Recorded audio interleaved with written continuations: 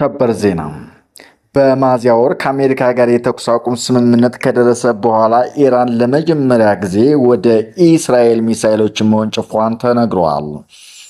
በዚህ ጥቃት ምክንያት በመካከለኛው ምስራቅ ውጥረት እንደገና ነግሷል። የእስራኤል ጦር በበኩሉ የኢራንን ጥቃት ተከትሎ በምዕራብና በማዕከላዊ ኢራን የሚገኙ ወታደራዊ ኢላማዎች መደብደቡን አስታውቋል። የኢራን አብዮታዊ ዘብ በበኩሉ የተወነጨፉት ሚሳኤሎች ለአንድ ሳምንት የሚቆይ የጥቃት ዘመቻ መጀመሪያ ክፍል መሆናቸውን ገልጸዋል። የእስራኤል ጦር በቴሌግራም ገጹ ላይ ባሰፈረው መግለጫ የእስራኤል አየር ኃይል በምዕራብና በማዕከላዊ ኢራን የሚገኙ ወታደራዊ ኢላማዎችን መጥተው ጥለዋል። እስራኤል በሰሜናዊ ግዛቷ ላይ የተኩስ ሚሳኤሎችን ማክሸፏን ብትገልጽም ስለደረሰው ጉዳት ወይም ሰለባ ዝርዝር መረጃ ማግኘት አልተቻለም። እሷም አልሰጠችም።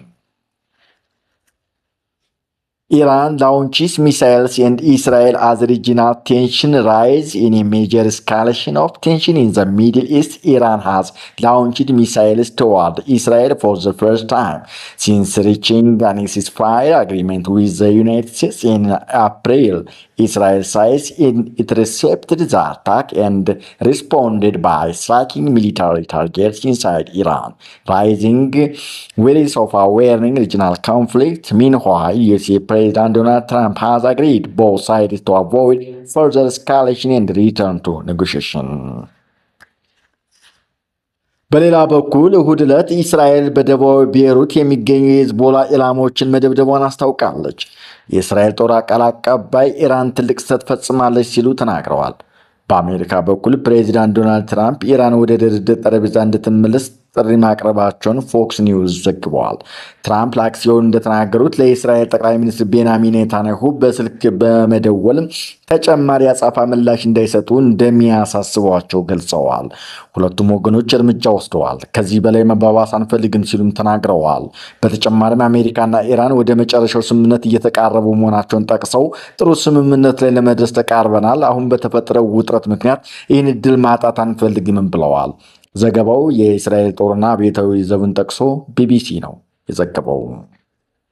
ሰኔ 1 ቀን 1997 በዛሬው ዕለት ከ21 ዓመታት በፊት ልክ በዛሬዋ ቀን በ1997 ዓ.ም በኢትዮጵያ ለሶስተኛ ጊዜ የተደረገው ህጋዊ ምርጫ ተከትሎ በተከሰተው ቀውስ በርካታ የአዲስ አበባ ከተማ ነዋሪዎች በመንግስት ታጣቂዎች የተገደሉበት ዕለት ሆኖ ይታሰባል። በመቶዎች የሚቆጠሩ ናይጄሪያውያን ከቦኮ ሃራም እገታ ነጻ ወጡ። ባለፈው መጋቢት ከናይጄሪያ ሰሜን ምስራቅ ግዛት ቦርኖ በአብዛኛው ሙስሊም ከሆነ ማህበረሰብ በእስላማዊ ታጣቂ ቡድኑ ቦኮ ሃራም ታግተው ተወስደው የነበሩ 360 ሰዎች ተለቀቁ። ታጋቾቹ የተለቀቁበት መንገድ ግን ያከራከረ ነው። የአገሪቱ ጦር ለሳምንት እቅድ ነድፎ በደህንነቱ መሪዎች የተመራና ታይቶ በማይታወቅ ተልዕኮ እስላማዊ ታጣቂ ቡድኑ ላይ ሳያስበው እርምጃ መውሰዱን ተናግረዋል። ይሁን እንጂ ቦርኖ ባውዝቱዝ ዩዝ ኢኒሺዬቲቭ የተባለ የአካባቢው ቡድን ነፃ የወጡትን ሰዎች ቁጥር 416 በማድረስ በሽምግልና ያለምንም ቅድመ ሁኔታ ማስለቀቁን ገልጸዋል።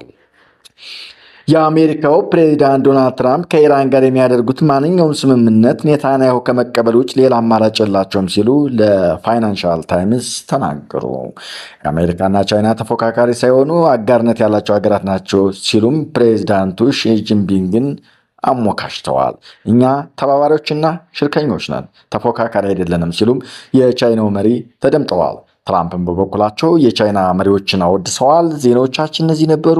ላይክ፣ ሼር እያደረጋችሁ ዩቲዩባችን ስለምታሳድጉልን ከልብ እናመሰግናለን። ክቡራትና ክቡራን ከዜናዎቹ ጋር አዳነ ጽሩ ነኝ።